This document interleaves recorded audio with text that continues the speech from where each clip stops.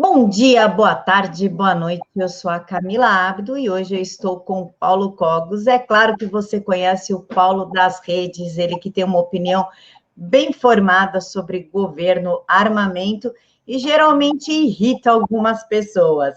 Ele é estudante de filosofia pelo Mosteiro de São Bento, economista pela Escola Austríaca e youtuber anarcocapitalista e reacionário medieval. Paulo, muito obrigada por aceitar falar conosco. Camila, eu que agradeço, gentil convite para participar dessa entrevista, e eu quero também agradecer aos nossos ouvintes e, acima de tudo, agradecer a Deus por ter essa oportunidade de falar algumas ideias contra esse status quo que nós temos aí. Paulo, você acabou de agradecer a Deus, mas você é anarcocapitalista. A ideia que nós temos é que o anarcocapitalista, ele é ateu. Você pode explicar essa dicotomia para a gente? Posso sim. Infelizmente, existe uma ideia difundida na população de que os anarcocapitalistas seriam avessos a toda autoridade, inclusive a autoridade de Deus. Isso porque muitos acreditam que as raízes do anarcocapitalismo são liberais, e o liberalismo é uma heresia condenada pela Igreja Católica. Mas isso não é verdade, porque apesar do nome ser péssimo, eu não gosto do nome anarcocapitalismo, o fato é que nós temos raízes tanto na doutrina católica, na escolástica medieval, principalmente nos economistas da Escola de Salamanca, quanto na própria Sagrada Escritura. Se as pessoas forem ver, os governos, os cobradores de impostos, nunca foram benquistos na Sagrada Escritura. Então, publicanos sempre foram vistos como graves pecadores, a não ser que eles tivessem se arrependido profundamente, como São Mateus. Outra passagem na Bíblia interessante é o livro de Samuel, onde o povo pede a Deus um estado. Então, naquele tempo, as tribos israelitas tinham juízes, e eles quiseram um rei, quiseram um governo fixo, aquilo que nós anarcocapitalistas deploramos. Então Deus dá um aviso claro para o povo. Vocês querem me trocar por um governante? Tudo bem. Mas esse governante vai escravizar os seus filhos, vai mandar vocês lutarem em guerras injustas, vai tomar a sua produção, vocês que sabem. E infelizmente o povo preferiu um rei falível, um rei mortal, do que seguir a lei natural de Deus, através dos justos juízes. Então, nós temos toda essa base. Porém, existem sim anarcocapitalistas que rejeitam toda autoridade. Isso é temerário, porque as pessoas são falhas, e se as pessoas não tiverem nenhuma base, nenhuma tradição, elas vão acabar cometendo erros tão graves quanto legitimar a existência de um Estado. Então, é claro que precisa ter autoridades, mas essas autoridades não podem ser um monopólio. Elas precisam ser ordenadas à lei natural. Elas não podem criar uma ordem por conta própria. Elas precisam respeitar a natureza das coisas. Então, por excelência, a instituição que organiza melhor a sociedade é a família. O chefe de família, o pater familias, não pode ter a sua autoridade nulificada por um governante. Além disso, nós temos que ter a autoridade da igreja, que é a mestre em assuntos de fé e assuntos de moral, e sim, nós temos que ter uma elite natural. Existem pessoas melhor capacitadas para tomar decisões estratégicas, decisões relativas à defesa militar de uma sociedade, decisões relativas à justiça, decisões relativas à resolução de conflitos envolvendo uso de terra, poluição, esse tipo de coisa. Essas autoridades podem nos prevenir contra a formação de um Estado, contra a formação de um monopólio, de uma autoridade injusta, de uma potestas, que deve ser distinguida de autoritas. Uma autoritas, ela deriva a sua autoridade de uma natureza, daquilo que ela realmente está fazendo em prol da preservação da ordem, versus a potestas, que deriva a sua autoridade da força bruta ou da legitimação das massas, que é a base da democracia moderna. Fazer esse tipo de distinção é uma arte. A ética é uma arte. E nós, anarcocapitalistas conservadores, tudo o que nós estamos pedindo é que as pessoas não aceitem a existência, a imposição de um Estado por um decreto nominal, e sim que elas voltem a fazer uso da razão e da ética para poder discernir quais são as autoridades justas e quais são as potestas. Para quem assistiu Walking Dead, eu sempre dou esse exemplo. É preciso distinguir entre um líder natural como Rick Grimes e um líder injusto, tirano como o Negan. Então o anarcocapitalista ele quer fazer essa distinção. Já o estatista não. o estatista acha que o direito deriva da força. O direito não pode derivar da força, ele tem que derivar da lei natural. Por isso que eu não vejo nenhuma incompatibilidade entre o anarcocapitalismo, por pior que seja esse nome, e a sã doutrina católica. E, Paulo, você falou anarcocapitalismo, mas anarquia. Qual que é a diferença do anarcocapitalismo para a anarquia? Essa é uma excelente pergunta e é justamente por isso que eu não gosto do nome anarquismo. Anarquismo significa ausência de arqué. Arqué são princípios definidores, princípios nos quais a sociedade deve se basear. Ele é diferente do kratos. O kratos seria imposição pela força. Em algum momento, o kratos vai ser necessário para lidar com os maus elementos de uma sociedade, com os bandidos, com o invasor externo, com os agentes causadores da desordem, se faz necessário o kratos. O problema é que o kratos é perigoso. Todos os bons intelectuais sempre disseram que a presença de uma autoridade fixa, estatal, ela se torna mais perigosa do que o inimigo externo que ela visa combater. O James Madison falava isso. Ele dizia, por exemplo, que a existência de uma força militar profissional e permanente, destinada a combater ameaças externas, muitas vezes pode se tornar um agente de repressão interna. Então, o grande problema é que essa aplicação da força, essa aplicação do kratos, seja monopolista, que não haja a liberdade de separatismo, a liberdade de autonomia, a liberdade de escolha que deve partir das famílias, em última instância, de uma deliberação moral individual, que nós nunca podemos terceirizar, já que a salvação da alma é individual. Deus vai julgar a nossa alma pela nossa ação individual, pela nossa fé e obras individualmente, não pelo que a nossa comunidade fez. Então Deus não é um coletivista naquilo que é mais importante, que é a salvação das almas. Então por que nós deveríamos terceirizar as nossas decisões morais para instituições coletivas? O indivíduo é chave nisso. Então, a diferença entre o anarcocapitalista e o anarquista, apesar da falta de rigor dos termos, é que o anarquista quer coletivizar as decisões. E não existe nenhuma forma de coletivizar as decisões sem cair em um dos dois caminhos nefastos. Um é a ausência de propriedade privada, a ausência de civilização. Nada é de ninguém, ninguém é dono de nada. E a outra via que os anarquistas clássicos, por assim dizer, poderiam tomar é tentar construir um mecanismo de tomada de decisão para contornar o problema da bagunça, que necessariamente resultaria numa tirania. Então, ou o anarquista voltaria para a tirania, ou seria ainda pior, seria uma barbárie institucionalizada. Seria o fim da civilização. O anarcocapitalista, ele defende a ordem, ele defende que haja uma hierarquia, e que essa hierarquia não seja atropelada nem pelo furor das massas, e nem por um tirano isolado. Ele tenta fugir desses dois caminhos desordenados da anarquia e do estatismo, que, contraintuitivamente, são muito parecidos. O Estado é um causador de desordem. O Estado é anárquico, porque o Estado destrói o direito de governar das pequenas localidades, o direito de governar de um pai de família em cima da sua família, do empresário em cima da sua empresa, do indivíduo em cima da própria vida. Então o Estado causa essas microanarquias o tempo inteiro. E a anarquia que os anarcocomunistas defendem, desde os anarcos individualistas, os georgistas, até os piores aí, o Kropotkin, o Bakunin, todos eles tentam criar mecanismos de tomada de decisão que não estão ligados à natureza das coisas. A propriedade privada no livre mercado está ligado à natureza das coisas, está ligado a uma ontologia. A maneira como eu adquiro uma propriedade privada está ligado ao meu trabalho honesto. A maneira como um governante local toma uma decisão tem a ver com a identidade dessa comunidade, com as necessidades técnicas da preservação dessa comunidade em relação a inimigos externos, a recursos naturais.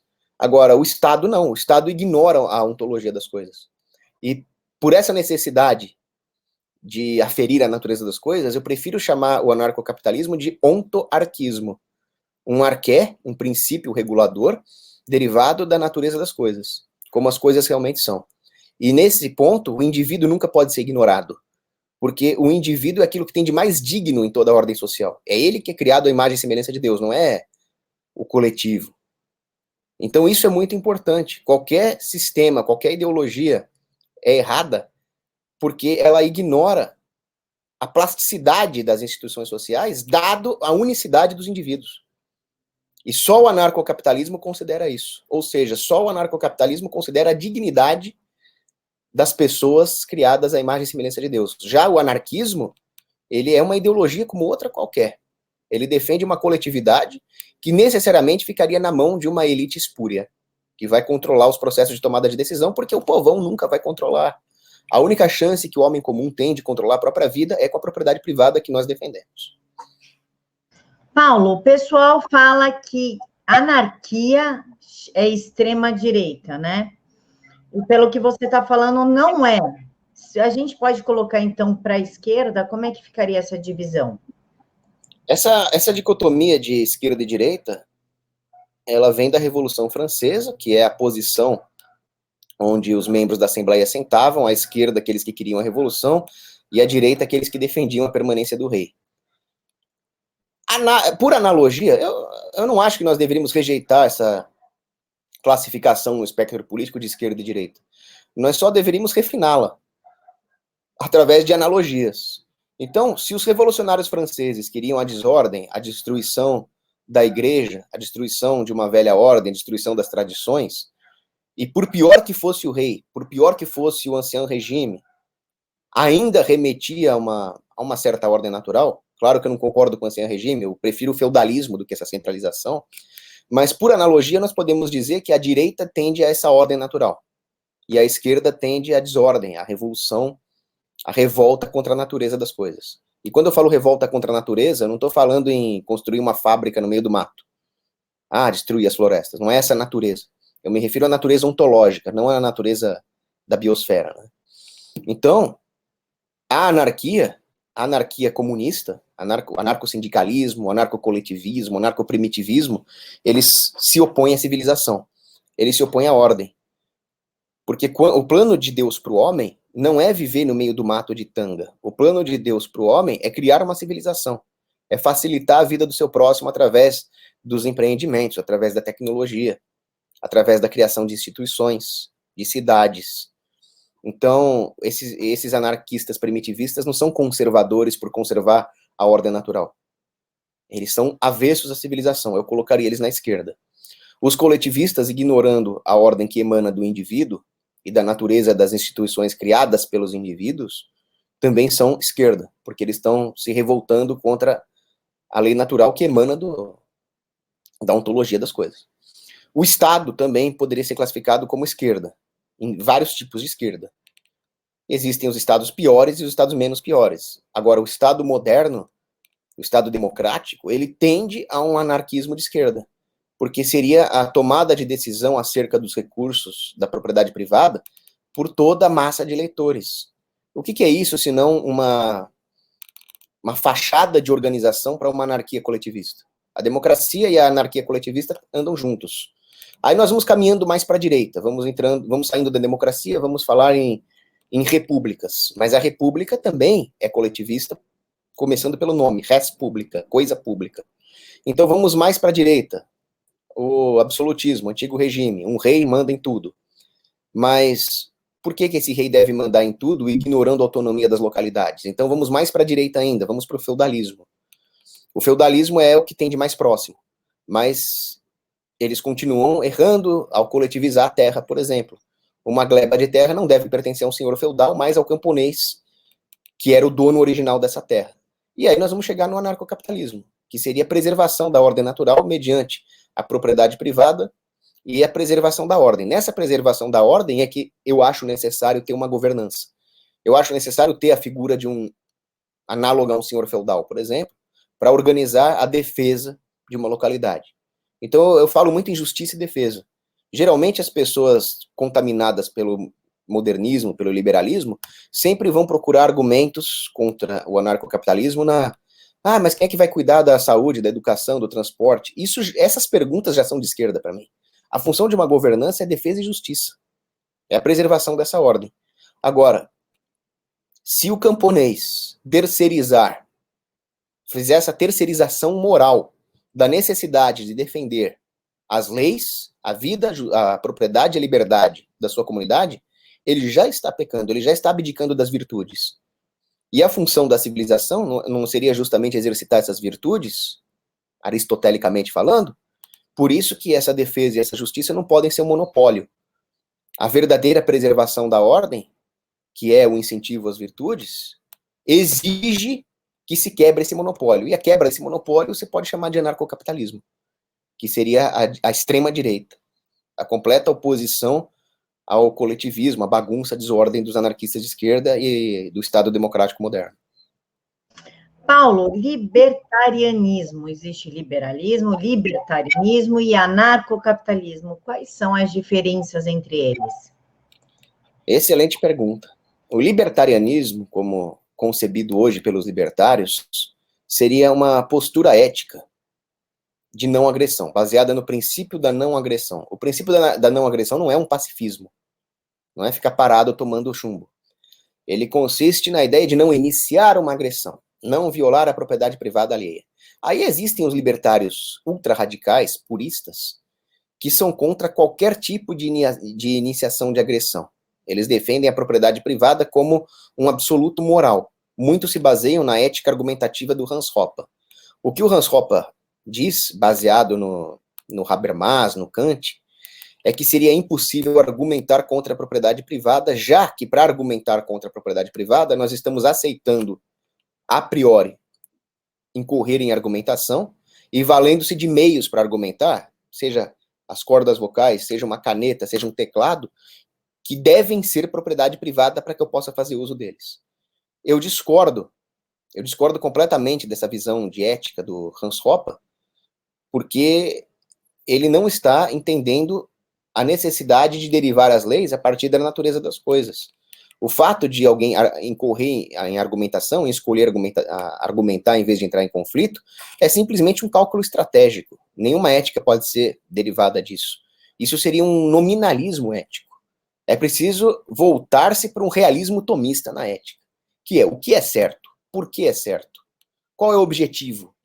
O objetivo seria a construção de uma civilização cristã.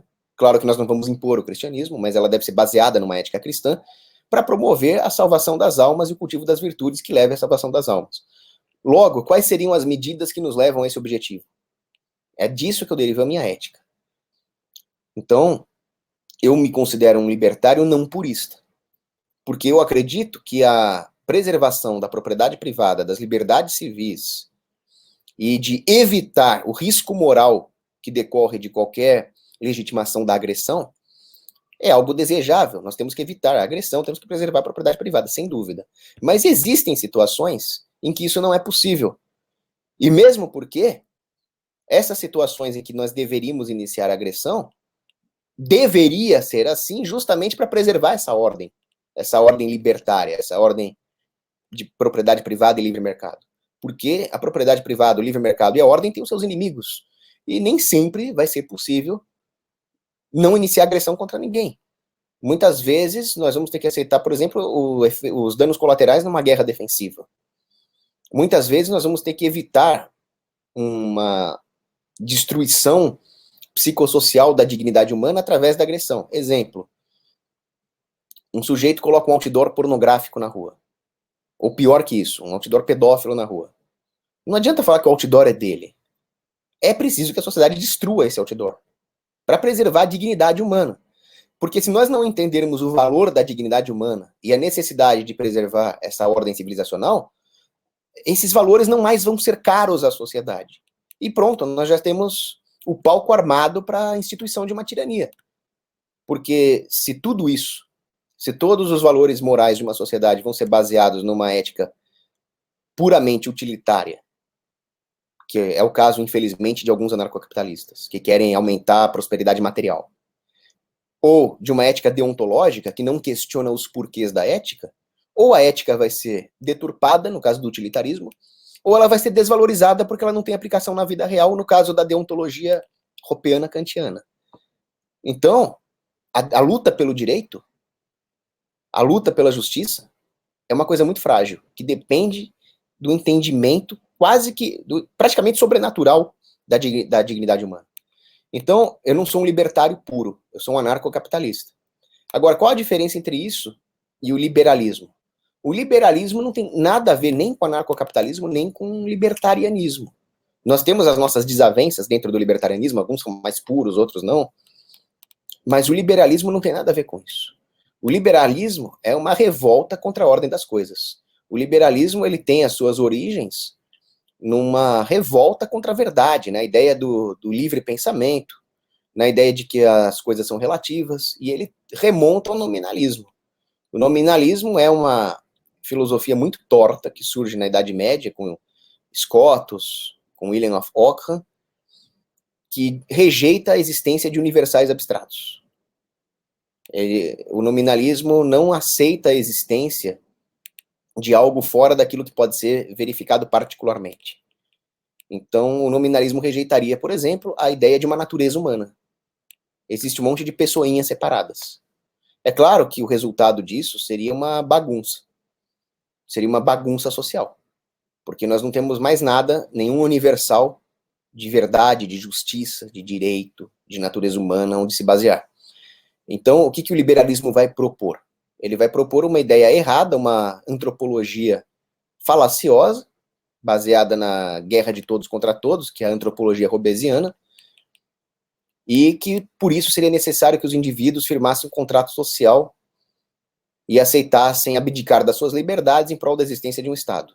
Bom, basicamente, o liberalismo considera que nós somos animais, exceto os governantes, que seriam uma espécie de arcanjos, porque o liberalismo nunca explicou quem vigia o vigilante, quem governa o governante.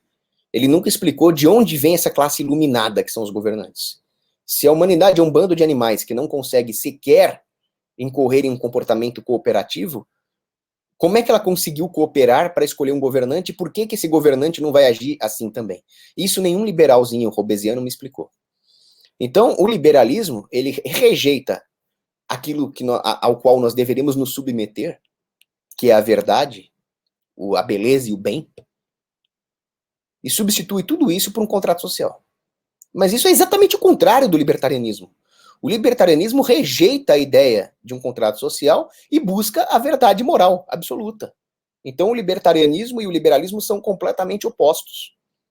Aí eu recomendo para quem estiver assistindo um vídeo que elucida isso de forma magistral, que é do Jesus Huerta de Soto, Liberalismo versus Anarcocapitalismo.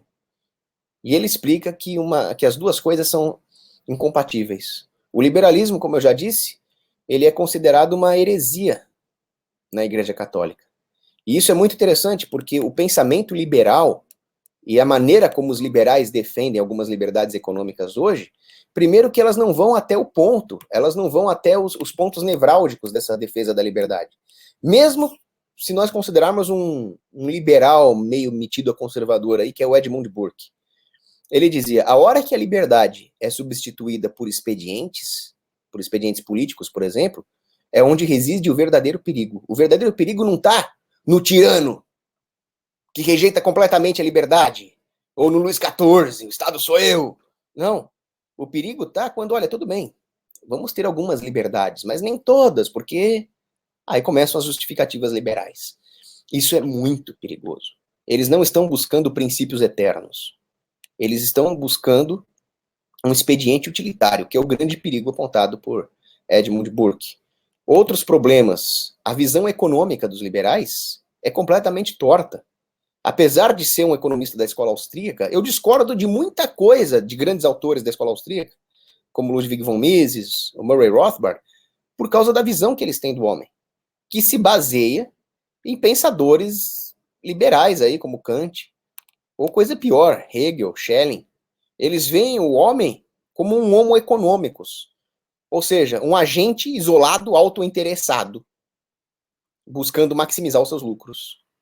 Então, para eles não existe a comunhão na família, para eles não existe a subsidiariedade social, para eles o homem é um indivíduo, uma pecinha isolada, não uma persona.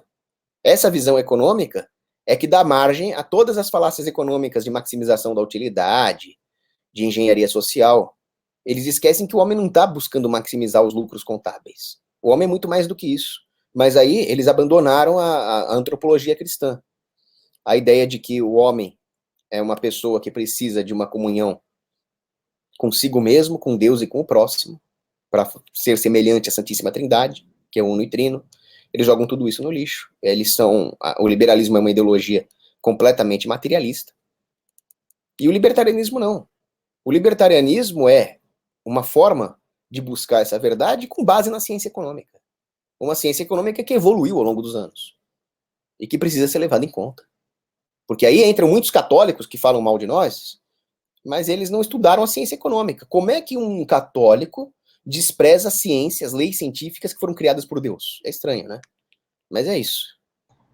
Paulo, sobre o aborto, nós sabemos que no liberalismo, libertarianismo e anarcocapitalismo tem muitos a favor do aborto porque considera o bebê um hospedeiro da mãe, uma pessoa que invadiu uma propriedade privada que é o corpo.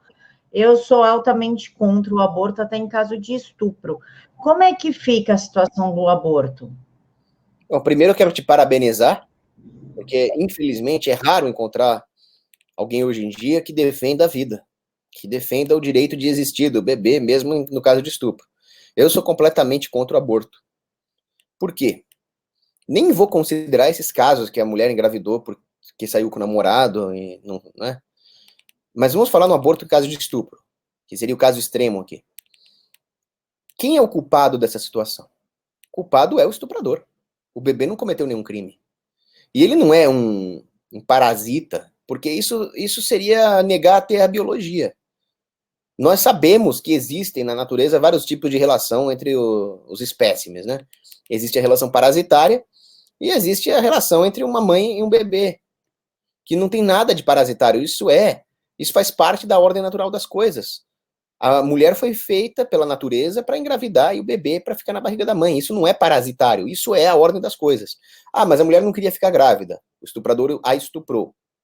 Ok, isso nunca deveria acontecer. Por isso que eu sou a favor da pena de morte. Eu sou a favor de matar o estuprador. Mas nunca o bebê. Pelo seguinte, imagina que eu tenho uma empresa. Vou fazer uma analogia aqui. Imagina que eu tenho uma empresa.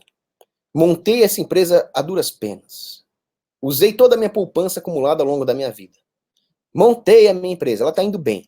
Aí aparece um funcionário bandido que rouba a minha empresa e foge com o dinheiro e ninguém consegue capturá-lo e a minha empresa vai à falência. É justo? Claro que não. É uma tragédia pessoal.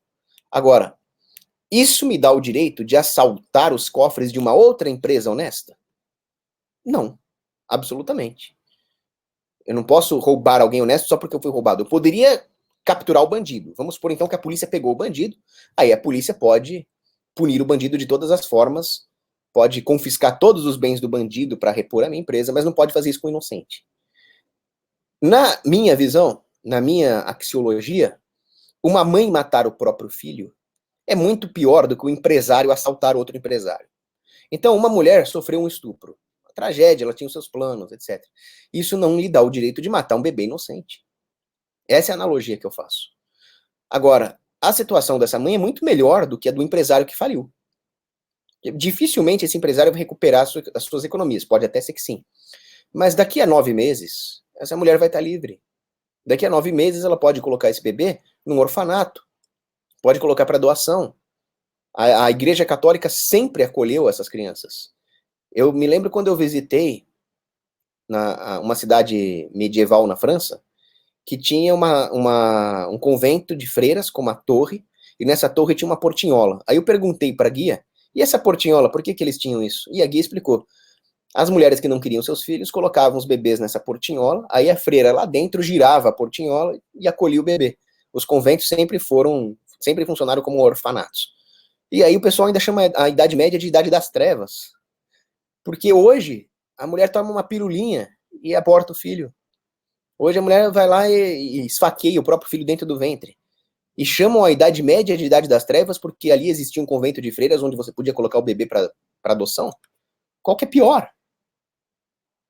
Então, o aborto é a destruição total da dignidade humana. Porque a dignidade humana não é só a preservação da vida. Se fosse só a preservação da vida, um herói de guerra estaria violando a dignidade humana. Um herói que se sacrifica num combate para defender a sua nação, ele é um herói. Ah, mas ele está sacrificando a própria vida e ainda está matando a do inimigo? Está fazendo isso muito bem feito. Está destruindo o injusto invasor e preservando o país. Então, o grande ponto não é nem a preservação da vida. O grande ponto é a preservação do plano de Deus. Se é do plano de Deus que a mulher seja aberta a geração de vida, a maternidade, a hora que uma mulher mata o próprio filho, ela está fazendo pior do que um assassino.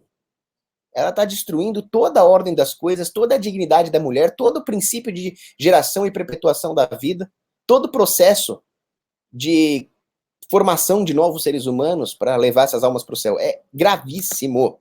Ah, mas como é que você fala que o filho dela é o filho do estuprador? Pelos planos misteriosos de Deus, aquele é o filho dela. Quem diz isso não é nem a igreja, quem diz isso é a biologia. Aquele bebezinho, filho do estuprador, metade do código genético dele veio da mãe. Essa mãe poderia, como em muitos casos acontece, se encher de ternura por esse filho e acolhê-lo, e ele pode crescer e virar um bom cidadão. Aconteceu.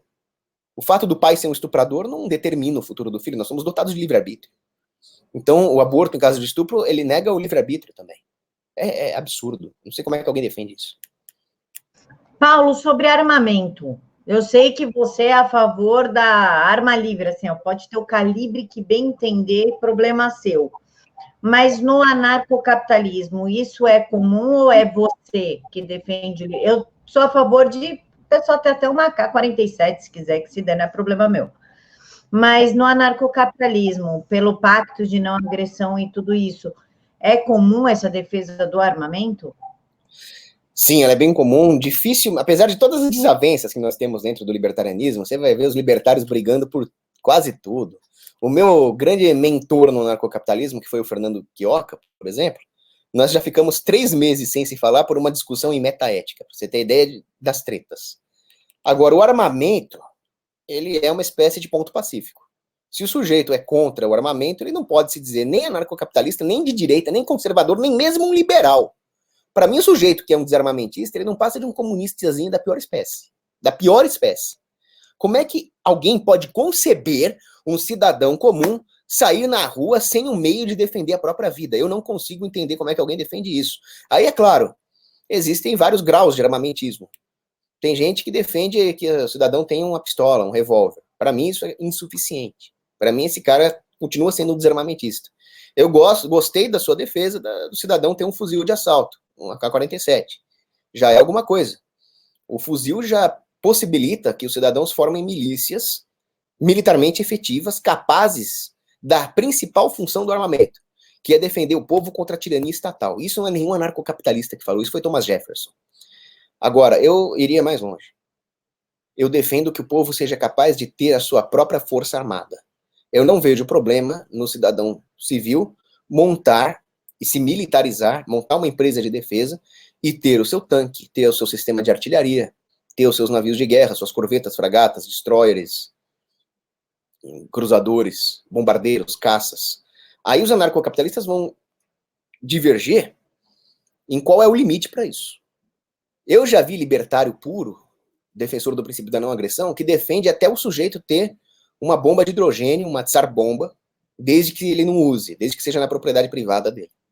Bom, eis aí mais um motivo pelo qual não sou um libertário puro. Imagina se todo mundo tivesse uma ogiva nuclear. O primeiro cidadão que tivesse um câncer no cérebro, que ficasse louco, ou que fosse desse tipo de gente que atira em escolas, ou que fosse um depressivo suicida, imagina o estrago que ele causaria com uma bomba de hidrogênio privada. Mesmo porque as bombas nucleares, mesmo na mão de governos, claro que o governo não é nenhum exemplo de sanidade, de controle, mas eles pelo menos têm um incentivo racional de não ser destruídos numa guerra nuclear. E mesmo na mão desses governos, nós já estivemos várias vezes à beira de uma hecatombe nuclear. Por quê? Porque todo mundo é incompetente. O código de lançamento dos mísseis nucleares do Pentágono, durante muito tempo, foi 0000000. É ridículo, né? Por várias vezes, os sistemas de launch on warning, de lançamento de mísseis a partir do alerta, quase foram acionados por engano. E alguns heróis evitaram uma situação desastrosa. O coronel Petrov. Na crise dos mísseis em Cuba também quase houve uma guerra nuclear. Onde eu quero chegar com tudo isso? Que é preciso ter controles. É preciso ter controles de segurança. Quando nós lidamos com armamento muito pesado, armamento nuclear, por exemplo, é preciso ter diretivas de segurança para que a presença desse armamento não configure em si só uma ameaça. Eu diria que esse tipo de controle de armas, numa sociedade libertária, nem é uma violação do libertarianismo puro. Ela é a preservação da propriedade privada, porque a partir de certo nível de armamento, você pode interpretar como uma ameaça em si. Da mesma forma que um sujeito que empilha dinamites e minas terrestres no seu quintal sem nenhum tipo de procedimento de segurança, está ameaçando seus vizinhos e caberia uma intervenção na casa dele, um civil qualquer com uma arma nuclear está ameaçando a humanidade. Então, para nós termos armas nucleares numa sociedade libertária, seria preciso que houvesse uma aliança entre várias milícias, empresas de defesa, instituições, governanças locais, que tivessem chaves de acionamento simultâneas para poder acionar esses mísseis, enfim, uma série de procedimentos de segurança. Eu não sou contra armas nucleares, elas são importantes, mesmo hoje. Mesmo hoje eu defendo que os estados nacionais tenham armas nucleares para evitar o globalismo, o estado mundial. Numa sociedade libertária, mais ainda, as localidades, as nações teriam que ter as suas armas nucleares para não deixar o estado voltar. Isso não significa que todo mundo devia ter. Elas têm que ser controladas por mecanismos descentralizados, racionais e mercadológicos, mas têm que ser controladas. E aí, isso vai depender do calibre do armamento e das leis positivas que existirem numa sociedade libertária, que sim, ela vai ter leis positivas. A diferença é que numa sociedade estatal, as leis positivas derivam a lei. E numa sociedade libertária, as leis positivas são uma tentativa de aplicar as leis naturais na prática, mas que elas nunca poderiam ser substitutas da lei natural. Ou seja, haveria vários mecanismos, vários procedimentos, várias práticas tácitas de como fazer esse controle de armas para preservar a sociedade. Agora, eu pessoalmente defendo que o cidadão, o indivíduo, nunca perca o seu direito de resistir a qualquer tipo de governo que seja. E para mim isso significa que o indivíduo tem que ter blindados, tem que ter artilharia, tem que ter lanchas torpedeiras, tem que ter um interceptador para defesa do espaço aéreo. Agora, quando nós começamos a falar em bombas de hidrogênio, em bombas nucleares, em mísseis de cruzeiro, aí algum controle já se faz necessário. Ô, Paulo, qual que é a diferença do anarcocapitalismo para o conservadorismo antes da gente falar das bitcoins? Você pode explicar essa diferença? Do libertarianismo para o conservadorismo? Não, do anarcocapitalismo para o conservadorismo. Certo. Eu diria que o anarcocapitalismo é uma vertente do conservadorismo, de um conservadorismo radical, de um conservadorismo reacionário que visa uma contra-revolução, a preservação da ordem natural. Enquanto que o conservadorismo clássico, ele comete um erro muito grave. Ele acha que as tradições têm valor em si. O conservadorismo clássico, ele corre um risco de preservar um status quo injusto, de preservar um status quo revolucionário. Até aí eles não são diferentes dos cubanos, ou do regime do Ayatollah do Irã. Por quê? Porque as forças do comunismo cubano estão aí para preservar a revolução. A Guarda Revolucionária Islâmica do Irã está aí para preservar a revolução. Eles são conservadores por causa disso? Não. Porque eles estão em um constante processo revolucionário contra a natureza das coisas. O verdadeiro conservadorismo, ele não quer preservar por preservar. Ele não quer manter uma tradição por manter a tradição. Ele quer manter as tradições corretas. Ele quer manter aquilo que vale a pena ser preservado. O anarcocapitalismo é uma vertente do conservadorismo que, mediante o uso da ciência, principalmente da sólida ciência econômica, visa preservar aquilo que merece ser preservado, enquanto que o conservadorismo clássico cai naquele nominalismo que eu falei. É por isso que o Papa Pio XI, por exemplo, condenou figuras como o Jacques Maritain, o Reginald Lagrange, quando eles defendiam um antiliberalismo puro, um conservadorismo que não conservava nada, que era a Action Française. O que o Pio XI condenou ali? Vocês simplesmente são antiliberais, ele dizia para esses conservadores. Vocês não estão tentando preservar algo positivo, vocês são apenas antinegativos. Ou seja, vocês estão baseados em nada. Vocês podem ser facilmente manipulados por fascismo, por exemplo, que também é condenado pela igreja. Então essa é a diferença. O conservadorismo clássico, ele é antinegativo, enquanto que o anarcocapitalismo é positivo. Paulo, sobre as bitcoins, né? Porque agora em 2020 vai começar a reforma tributária. Existe uma forma de quebrar o sistema sobre as bitcoins?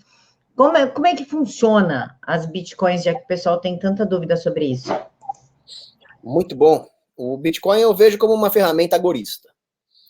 O que é o agorismo? O agorismo vem de ágora, as praças onde se dava o comércio na Grécia Antiga. Esse termo ele foi muito difundido por Samuel Conkin, que é o grande mentor dos agoristas. Ele consiste em práticas de mercado que driblam as regulações do governo. Existe a teoria dos 5 mercados. Então, existe o mercado branco, que seria tudo aquilo que é normal, liberado, comércio de laranjas, por exemplo, seria o mercado branco. Você pode fazer isso à vontade. É claro que hoje, com o Estado moderno, até o mercado branco é vítima de pesadas regulações e algum grau de agorismo, como, por exemplo, a sonegação de impostos, se faz necessário para que as empresas sobrevivam. Se as empresas pagassem todos os impostos, não existiria empresa. Nós estaríamos no meio da Somália. Então, esse seria o white market. Aí existe o mercado cinza, que é o grey market, que seria um mercado pesadamente regulado. Algo que você só pode fazer se o Estado permitir, segundo regras muito estritas. Por exemplo, o mercado de cigarros, ou o uso de material de mídia que é pesadamente regulado por direitos autorais. Eu diria que hoje não existe mais mercado branco. É tudo mercado cinza. E aí existe o mercado negro, aquilo que é completamente banido pelo Estado. Drogas, por exemplo. Fuzis de assalto, por exemplo. Todos esses 3 mercados que eu falei, o branco, o cinza e o negro, são legítimos. Segundo a lei natural, é legítimo comercializar drogas, comercializar fuzis e comercializar material de mídia, desde que você não cometa plágio, e comercializar suas laranjas sem imposto. Muito bem. Aí existe o mercado rosa e o mercado vermelho. São mercados ilegítimos, de coisas que realmente deveriam ser proibidas. O mercado vermelho é aquilo que é proibido mesmo. Estupro, e tem que ser proibido. Mercado de assassinato de aluguel de inocentes, tem que ser proibido. Agora, o problema é que existe o mercado rosa, que é aquilo que deveria ser proibido, mas que o Estado faz impunemente. Por exemplo, as guerras imperialistas americanas. O mercado de tributação, que deveria ser proibido, como porque é um assalto, e o governo pratica. Então, qual que é a solução do Conkin? A solução do Conkin se dá nesse campo dos mercados legítimos.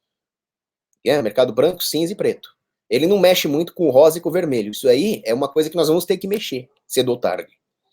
Mas o agorismo permite uma liberdade de circulação de mercadorias, onde, na prática, os mercados cinzas e negros vão se tornando brancos por tecnologia ou por algum tipo de arranjo social. O Bitcoin permite que nós comercializemos bens em todos esses 3 mercados sem que o governo nos rastreie. Por enquanto. Isso é muito bom. Isso vai permitir, por exemplo, num mercado de drogas, que o poder dos grandes traficantes realmente criminosos seja minado. Seria mais seguro comprar uma droga de um fornecedor confiável com bitcoins, não que eu defenda o uso de drogas, é imoral, é contra a saúde, é contra a igreja, mas se alguém quiser consumir drogas, é melhor que o faça por essa via do que por um traficante perigoso. Muito bem. Vai permitir que os cidadãos acumulem armas, vai permitir que os cidadãos, ao sonegarem impostos, refaçam as suas poupanças, saiam da dívida, dependam menos dos bancos. É isso que o agorismo faz. Ele tem uma função acessória. Para fazer uma analogia com a guerra, o Bitcoin e o agorismo seriam o seu serviço de intendência, seriam o seu serviço de material bélico. Ele não é infantaria, ele não é cavalaria. Né? Agora, o Bitcoin, eu não entendo muito da parte técnica, do blockchain, mas hoje ele abriu uma janela para isso. Ele permite, tecnicamente, que nós tenhamos aí uma ferramenta agorista muito útil. Eu não sei por quanto tempo isso vai ser verdade, porque enquanto o Estado tiver o monopólio da violência e da justiça, ele vai poder regular os bitcoins, ele vai proibir a aceitação de bitcoins, talvez ele possa até regular o blockchain, não sei como. Mas se eu não entendo de tecnologia, eu não vejo nenhuma impossibilidade teórica do Estado conseguir controlar o blockchain e rastrear tudo. Mesmo porque o blockchain, ele serve para registrar as transações. De uma forma descentralizada, de uma forma difícil de rastrear, mas eu não vejo nenhuma impossibilidade nisso. Pelo menos teoreticamente. Qual é o meu ponto? O meu ponto é: usem Bitcoin. Especulem com Bitcoin. Fiquem ricos com Bitcoin. Mas não tenham uma soteriologia do Bitcoin. O Bitcoin não vai te salvar. Quem vai te salvar é Jesus. Não desistam da luta. Não achem que o Bitcoin é suficiente para vencer a guerra. O Estado tem armas. Logo, o cidadão também precisa ter armas. Nós vamos ter que entrar com essa infantaria, cavalaria, artilharia nessa região dos mercados vermelhos e rosa. para manter o vermelho proibido e para transformar o rosa em vermelho, proibir todas as atividades legítimas, inclusive a do Estado. Paulo, por exemplo, se o governo proíbe a empresa de aceitar Bitcoin, porém o Bitcoin ainda não é rastreável, como é que ele faria essa proibição se ela pode aceitar, abre aspas, por debaixo dos panos? Então, seria muito difícil que o governo proibisse um pequeno comércio lá na 25 de março de aceitar bitcoins. A informalidade sempre salvou a economia. Mas o governo pode fazer isso com a Amazon, com a Apple, com o Carrefour, com a Volkswagen. E com isso ele pode impedir que o Bitcoin alcance toda a sua plenitude. Se as pessoas forem proibidas de comprar e vender em grandes empresas, e ao mesmo tempo, através de regulações econômicas, o governo concentrar o mercado na mão de grandes empresas, essa combinação estratégica vai dar um enorme poder para o governo regular os bitcoins e impedir que ele alcance toda a sua potencialidade disruptiva. Além disso, o Bitcoin ele depende de tecnologia. As pessoas precisam ter uma educação informática e um capital tecnológico para fazer o pleno uso do Bitcoin. O governo pode manter populações inteiras depauperadas, impedindo que o Bitcoin seja difundido nessas sociedades. Então, mesmo hoje, o governo tem várias maneiras de impedir a difusão do Bitcoin. E no futuro, talvez o governo tenha novas tecnologias de guerra cibernética para controlar as transações de Bitcoin. Eu não sei se isso é tecnicamente possível. O que eu estou dizendo é que as pessoas têm que entender que a guerra contra o governo não acaba com os Bitcoins. É só mais uma arma que nós temos. Paulo, muito obrigada pelas suas explicações. Pessoal, esse é o Paulo Cogos, estudante de filosofia do Mosteiro de São Bento, economista da escola austríaca, youtuber anarcocapitalista, e o canal dele vai estar aqui na caixa de informações, e um reacionário medieval, porque, como ele mesmo disse, a época feudal era muito melhor que a época de hoje. Paulo, muito obrigada pela sua disponibilidade. Camila, foi um prazer, foi uma honra aqui participar da sua entrevista. Até algumas pessoas reclamam que às vezes é difícil me encontrar, mas uma moça bonita você pode me encontrar a hora que você quiser. Então, quero também agradecer a Deus e aos nossos ouvintes mais uma vez. Pessoal, fiquem todos com Deus, que Jesus abençoe o caminho de vocês e que somente a vontade dele prevaleça em vossas vidas. Fiquem todos com Deus.